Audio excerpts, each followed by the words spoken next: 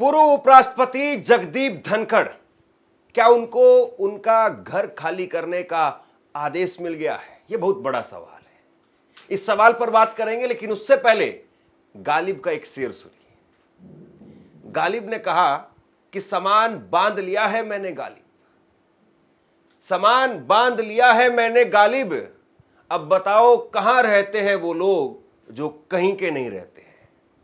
अब कहां रहेंगे जगदीप धनखड़, ये इस वक्त में बहुत बड़ा सवाल है। कहां रहेंगे? ऐसा तो नहीं कि वो सड़क पर आ जाएंगे और सड़क पर रहेंगे। हां, ऐसा हो सकता था, लेकिन वो कैसे बचे इससे, ये भी कहानी बहुत तैर रही है। लेकिन आप सोचिए कि स्वास्थ्य कारणों का हवाला देते हुए एक इस्तीफा हुआ और उसके बाद में अगर ऐसी खबरें निकल करके सामने आने लगे कि उनका घर खाली करवा लिया गया है, तो फिर क्या ही कहा जाए। कई ऐसे दावे किए जा रहे हैं, कई वरिष्ठ पत्रकारों की तरफ से लिखा जा रहा है। आधिकारिक तौर पर अभी लेटर आना सामने बाकी है, लेकिन कई दावे किए जा रहे हैं जिसमें कहा जा रहा है कि उनको घर खाली करने के आदेश मिल गए।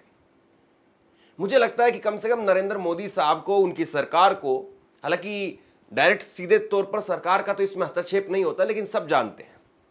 राहुल गांधी का आप याद करिए, राहुल गांधी को 2 साल की सजा हुई और कैसे बुलेट ट्रेन की रफ्तार से सबसे पहले उनकी सांसदी गई और उसके बाद में उनकी घर खाली करने के आदेश हो गए। लेकिन राहुल गांधी ने भी अपना घर खाली किया और चाबी पकड़ा दी। तो कुछ इसी तरीके से क्या जगदीप धनखड़ के साथ में भी होगा? जिस बंगले में वो इस वक्त में रह रहे हैं, वो बंगले में महज 15 महीने पहले ही वो शिफ्ट हुए थे। अगस्त 2022 में वो उपराष्ट्रपति बने। अभी 2 साल उनके बाकी थे, 2027 तक उनको उपराष्ट्रपति रहना था। 15 महीने पहले ही वीपी इनक्लेव बंगले के अंदर वो शिफ्ट हुए थे, महज 15 महीने पहले। लेकिन क्या पता था कि जिस बंगले में वो 2027 तक रहने के ख्वाब देख रहे थे, सपने देख रहे थे, बहुत बड़ा बंगला है। और ये जो बंगला है जिसमें वो रह रहे थे, वो अभी नया बना है। ये सेंट्रल विस्टा का जो प्रोजेक्ट है, उस सेंट्रल विस्टा के प्रोजेक्ट के तहत इस बंगले को नया बनाया गया। ये संसद के बिल्कुल ठीक पास वाला बंगला है। राष्ट्रपति भवन वो भी इसके पास में ही है।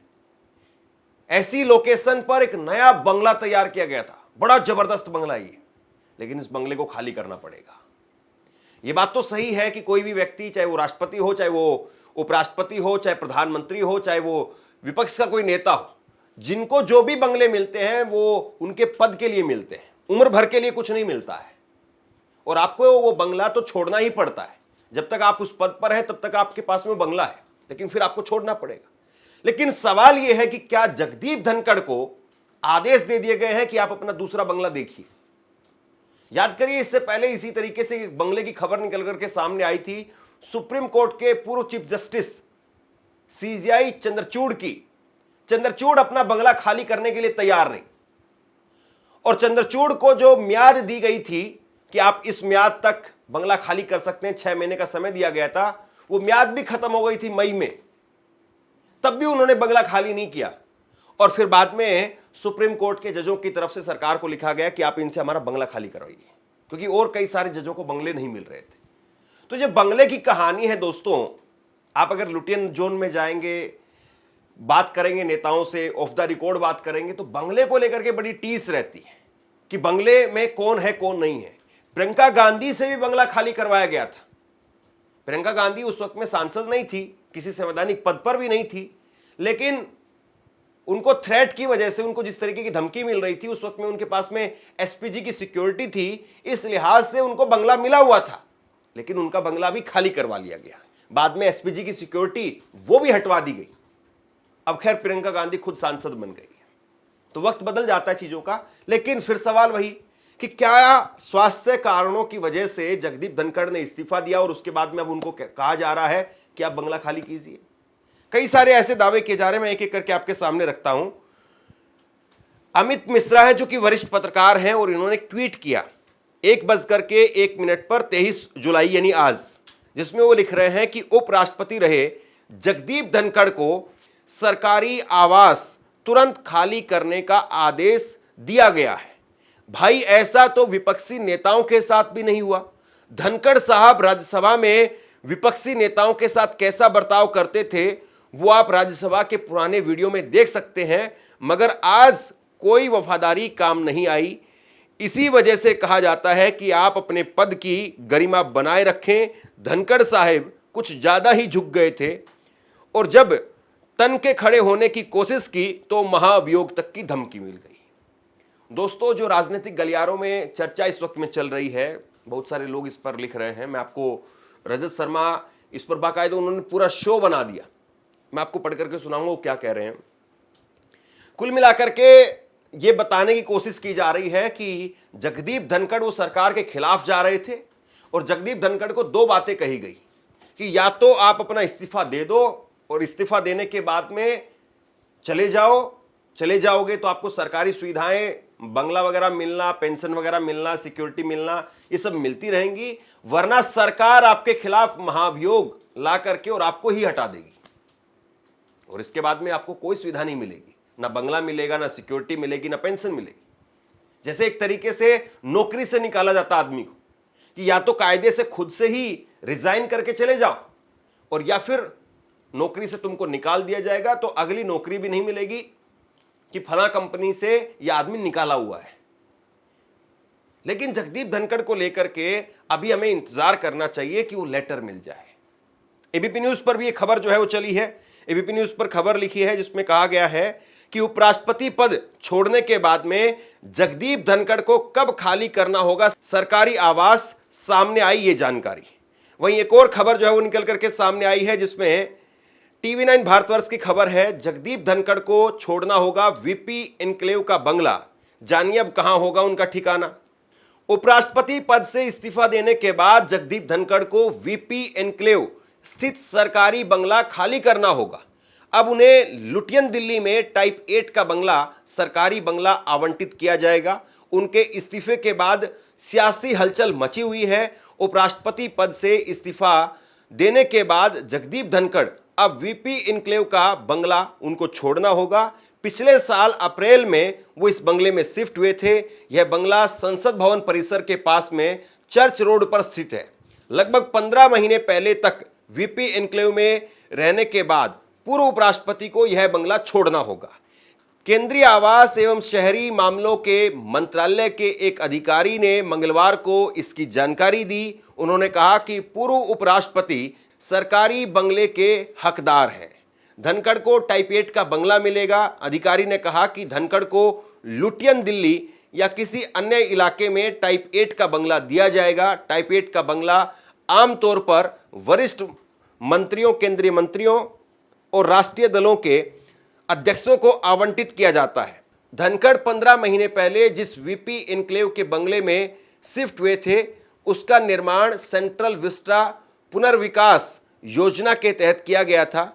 अब देखिए, वीपी एन्क्लेव का यह बंगला छोड़ना पड़ेगा। वीपी एन्क्लेव से मतलब यह है वाइस प्रेसिडेंट का जो बंगला है वो उनको खाली करना पड़ेगा। अब यह बंगला क्या अभी खाली करने के आदेश दिए गए हैं? अभी हमें यह मान करके चलना चाहिए कि ये इस तरह की हो सकता है कि प्रक्रिया चल रही हो, लेकिन स्पष्ट तौर पर आदेश मिल गए हैं। अभी वो लेटर मैंने नहीं देखा है, तो जब तक लेटर सामने ना आ जाए तब तक कम से कम ये मानना चाहिए कि इस तरह की खबरें चल रही हैं, लेकिन अपुष्ट तौर पर चल रही है। इन खबरों की पुष्टि तभी हो पाएगी जब वो लेटर सामने आ जाएगा। लेकिन अगर ऐसा हुआ तो सोचिए कि फिर गांव देहात में और क्या मैसेज जाएगा, देश भर में, राजस्थान में क्या मैसेज जाएगा, हरियाणा में क्या मैसेज जाएगा, पश्चिमी उत्तर प्रदेश में क्या मैसेज जाएगा। जिस तबके से जगदीप धनखड़ आते हैं, जिस समुदाय से, जाट समुदाय से जगदीप धनखड़ आते हैं, सोचिए कि क्या जाटों की नाराजगी ये सरकार वाकई लेना चाहती है या जाट इस बात से नाराज होंगे भी, ये भी अपने आप में सवाल है। क्योंकि जगदीप धनखड़, उनके व्यवहार को लेकर के बहुत बार पहले भी सवाल खड़े होते थे। राकेश टिकैत, उन्होंने हाल में एक इंटरव्यू दिया, पत्रकारों से बात की, वहां पर वो कह रहे थे कि जगदीप धनखड़ को कोई बीमारी नहीं है। जाट तो मरते मरते जब खाट पर पड़ा रहता है तब भी वो अपनी जमीन देकर के नहीं जाना चाहता है। और उपराष्ट्रपति के पद से भला कौन इस्तीफा देगा? और जब 2 साल अभी बचे हुए थे तो उपराष्ट्रपति के पद से कौन इस्तीफा देगा? तो उन्होंने कहा कि ये कोई बीमारी नहीं है, ये सरकारी बीमारी है। और सरकारी बीमारी का खुलासा जो है वो या सरकार करे या फिर जगदीप धनखड़ करे, ये बीमारी नहीं है। वहीं रेणुका चौधरी, कांग्रेस की सांसद, उन्होंने कह दिया कि भाई जगदीप धनखड़ वो इतने लंबे चौड़े जाट हैं, उनको कोई बीमारी नहीं है। उनको कोई बीमारी होगी तो हम ठीक करवा देंगे, बड़े बड़े अस्पताल हैं, एम्स वगैरह है, उन्होंने ऐसी बात कही। तो कुल मिलाकर की बात यह है कि चाहे कोई आलोचना के तौर पर कहे, तंज के तौर पर कहे, लेकिन यह बात सही है कि सरकार के लोग और बाकी लोग वो इस बात को तो जरूर मान रहे हैं कि हां, बीमारी नहीं है, कोई और मसला है, कोई और मसला जिसकी वजह से इस्तीफा हुआ है। लेकिन सबसे बड़ी बात यह है कि एक नैरेटिव जो वो चलाया जा रहा है, एक नैरेटिव चलाया जा रहा है कि जगदीप धनखड़, उनका इस्तीफा भी एक तरीके से मास्टर स्ट्रोक साबित किया जा रहा है कि जगदीप धनखड़ का इस्तीफा लेकर के मोदी जी ने बहुत सही काम किया है। हालांकि मोदी जी ने डायरेक्ट नहीं लिया, लेकिन कहने में यही बात कही जाएगी अगर प्रैक्टिकली अगर आप देखेंगे। अब देखिए, रजत शर्मा ने पूरा शो बना दिया इस पर, और क्या कह रहे हैं रजत शर्मा, एक बार जरा देखिए। जगदीप धनखड़ ने अचानक इस्तीफा क्यों दिया? मुझे लगता है उन्होंने, मतलब खबरों में ऐसा नहीं, कई बार पत्रकार जब खबर कहता है, मैं कोई खबर कह रहा हूं या कोई और पत्रकार कोई खबर कहता है तो कहता है कि हमें ऐसी जानकारी मिल रही है। उन्होंने ऐसी बात नहीं कही, इतने पुराने आदमी हैं, लेकिन वो कह रहे हैं मुझे लगता है, मतलब अपने व्यूज दे रहे हैं, वो गजब है। मुझे लगता है कि वो सरकार के लिए एम्बैरेसमेंट बनते जा रहे थे, परेशानियां पैदा करने लगे थे, इसीलिए उन्हें इस्तीफा देने को कहा गया। मैं आपको अंदर की बात बताता हूं, टकराव कैसे शुरू हुआ होगा, कहां तक गया होगा। मैं समझता हूं कि पहली बात है कि जगदीप धनखड़ जब से राज्यसभा के चेयरमैन बने, उन्होंने ये इंप्रेशन दिया कि वो सरकार के शीर्ष नेताओं के बहुत करीब हैं, वो जो भी करते हैं उन्हीं के कहने पर करते हैं। आपको याद होगा संसद के परिसर में वाइस प्रेसिडेंट के झुके झुके व्यवहार की मिमिक्री की गई थी, जिसका वीडियो राहुल गांधी ने बनाया। उसकी वजह यह थी कि चेयरमैन के तौर पर जगदीप धनखड़ विरोधी दलों के नेताओं से लगातार टकराते थे। विरोधी दलों के नेता कन्विंस हो गए थे कि जगदीप धनखड़ सरकार के इशारे पर उन्हें बोलने नहीं देते हैं, बार बार उनका अपमान करते हैं। इस कारण सरकार और विरोधी दलों के बीच में टकराव बढ़ता गया। दूसरी बात है कि कुछ महीने पहले धनखड़ साहब ने जुडिशरी पर डायरेक्ट अटैक किया, सुप्रीम कोर्ट पर हमला किया, पार्लियामेंट की सुप्रीमेसी की बात की। जजेस को भी लगा कि ये वाइस प्रेसिडेंट साहब का काम सरकार के इशारे पर कर रहे हैं, वो सरकार के करीबी हैं। जुडिशरी और सरकार के बीच टकराव जैसी स्थिति पैदा हो गई। तीसरी बात, इन मामलों पर जब उन्हें समझाने की कोशिश की गई तो वो नाराज हो गए। उन्होंने याद दिलाना शुरू किया कि कैसे वाइस प्रेसिडेंट होते हैं। उन्होंने जगह जगह सरकार को डिफेंड किया, अपनी प्रतिष्ठा दांव पर लगा दी। ये सरकार से उनके डायरेक्ट टकराव की शुरुआत थी। बात बढ़ती गई। चौथी बात, उन्होंने जगह जगह सरकार की टॉप लीडरशिप की शिकायत करनी शुरू कर दी। आरएसएस से लेकर के मंत्रियों तक, विपक्षी दलों से लेकर के मीडिया के सीनियर लोगों तक उनकी शिकायत थी कि सरकार में उनसे कोई बात नहीं करता है, उन्हें घुटन हो रही है और कोई उनकी बात प्रधानमंत्री तक पहुंचाए वरना उन्हें कुछ करना होगा। ये एक तरह की धमकी थी, सरकार से सीधा टकराव था। फाइनल फेज में धनखड़ साहब ने तेवर दिखाने शुरू कर दिए, कांग्रेस के नेताओं से मिले, अरविंद केजरीवाल को टाइम दिया, इन सबको बहुत कुछ कहा। यशवंत वर्मा के इम्पीचमेंट का केस अपने हाथ में लेने की कोशिश की। जब सरकार को लगा कि राज्यसभा में एम्बेरसमेंट क्रिएट कर सकते हैं, खुले टकराव की सिचुएशन पैदा कर सकते हैं, तब एक फोन गया। यह कन्वे किया गया कि अब ये खेल ज़्यादा दिन नहीं चलेगा, और यह भी बताया गया कि अगर धनखड़ साहब ने अपना रवैया नहीं बदला तो उनका इम्पीचमेंट भी हो सकता है। धनखड़ साहब को इस बात की उम्मीद नहीं थी। उन्होंने टॉप लीडरशिप का असेसमेंट करने में गलती की, दाव उल्टा पड़ गया, इसलिए उन्होंने इस्तीफा देना बेहतर समझा। कुल मिलाकर के ऐसी ऐसी कहानियां बनाई जा रही हैं कि धनखड़ साहब तो ऐसा कर रहे थे, धनखड़ साहब तो वैसा कर रहे थे। आपको लगता है कि कोई मोदी सरकार में कोई अधिकारी, कोई नेता, कोई भी व्यक्ति अपनी मन मर्जी से चीजें कर सकता है? हालांकि उपराष्ट्रपति का पद जो संवैधानिक पद है, और यह नहीं माना जाना चाहिए आधिकारिक तौर पर कि उपराष्ट्रपति या राष्ट्रपति किसी के दबाव में काम करते हो। लेकिन प्रैक्टिकली फिर वही बात है कि अगर आप इसको समझने की कोशिश करें तो दिखाई तो यही देता है कि जगदीप धनखड़ को बीजेपी ही लेकर के आई, मोदी जी ही लेकर के आए। लेकिन फिर वही बात घूम करके आई है अपनी मेन खबर पर, जहां से हमने शुरुआत की थी कि क्या उनका घर भी खाली करवा लिया जाएगा? घर तो खाली होगा, ये तो सत्य है, घर तो खाली होगा, लेकिन कब खाली होगा, घर कब खाली करने के आदेश दिए जाएंगे? हालांकि इसकी एक अपनी म्याद होती है और उसके बाद में आपको घर खाली करने के आदेश भी मिल जाते हैं और उसके बाद में आपको घर खाली करके देना भी पड़ता है। और ये जो बंगला है इसको आप रोक करके नहीं रख पाएंगे।